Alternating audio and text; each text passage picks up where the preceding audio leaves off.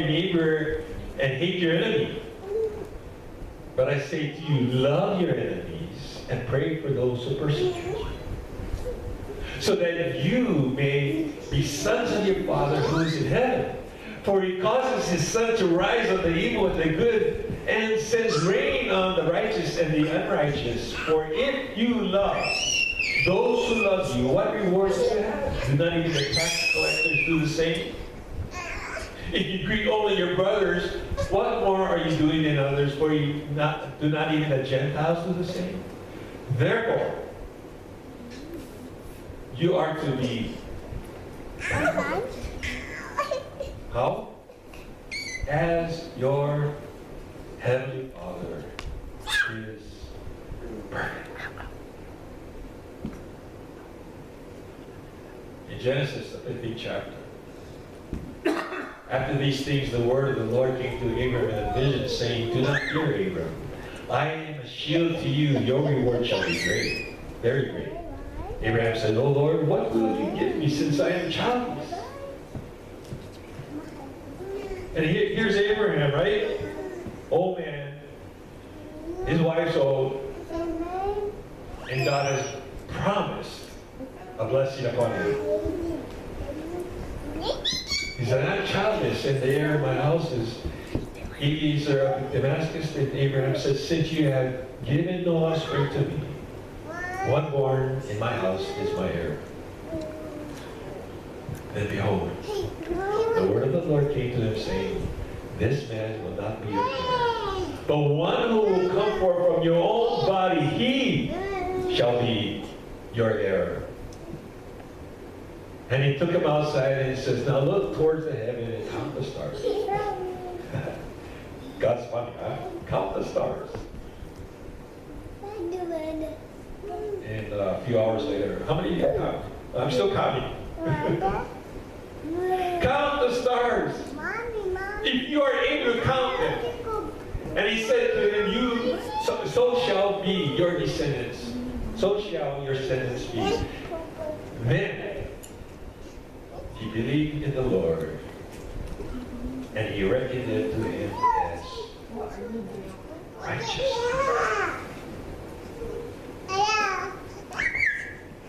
What caused his holiness, his righteousness? Amen. Because he did all the right things? No, if you read about it, you hear all the wrong things he did, right? Remember when he was before King Abimelech, and he said, well, that's my sister. Well, it was his half-sister, his wife, right? Sarai. But he didn't want to be executed because he thought that if he said, this is my wife, then, of course, Sarai was beautiful, and a king who can have anything he wants to, he said, well, I want her. No. Kill her. Then it's mine. And then she's mine. So he was just thinking about his own protection and not trusting in God. But here it's because he had faith. And you could see that he grew, right? And when he had his son, right, God told him, take your son Isaac and take him as an offer him as a sacrifice.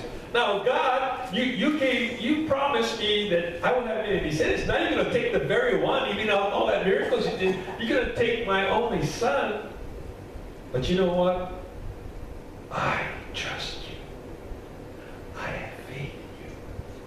That if you tell me something to do, I will do it. And you know the rest of the story, right? He didn't have to kill his son. It was a test.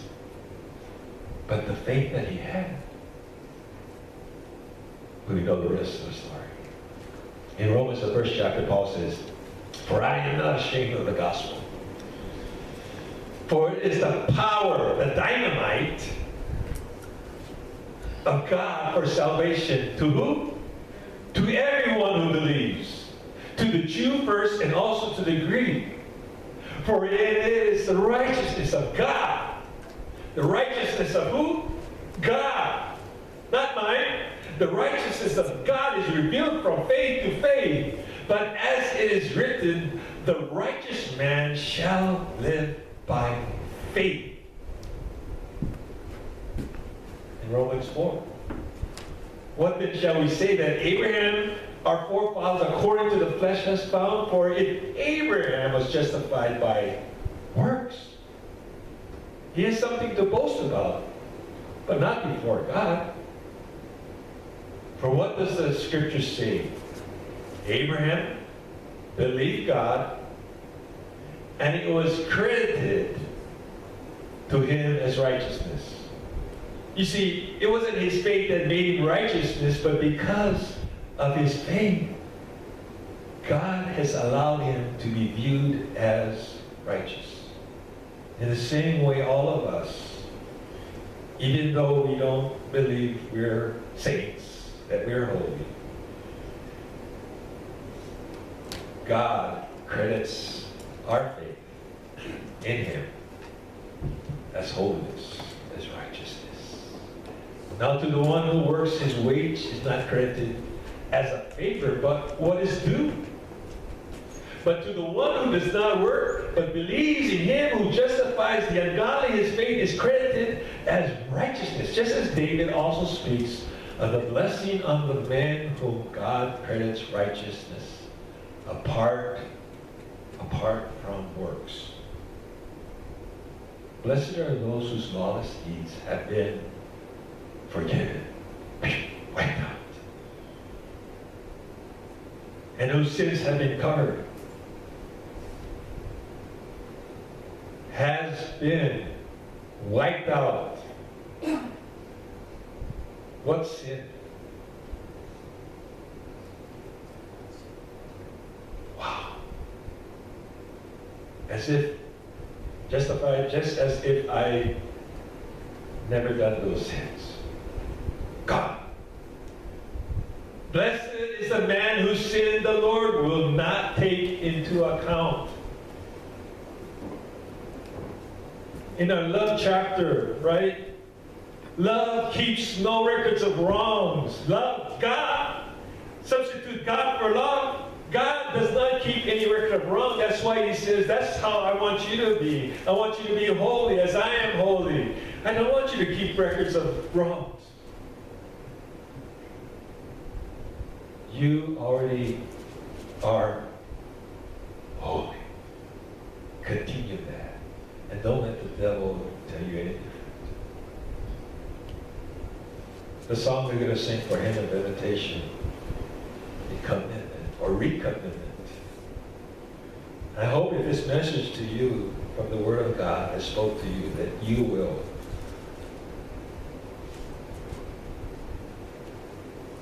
recommit your life to the Lord. And maybe you view holiness a little different. Are you washed in the blood of the Lamb?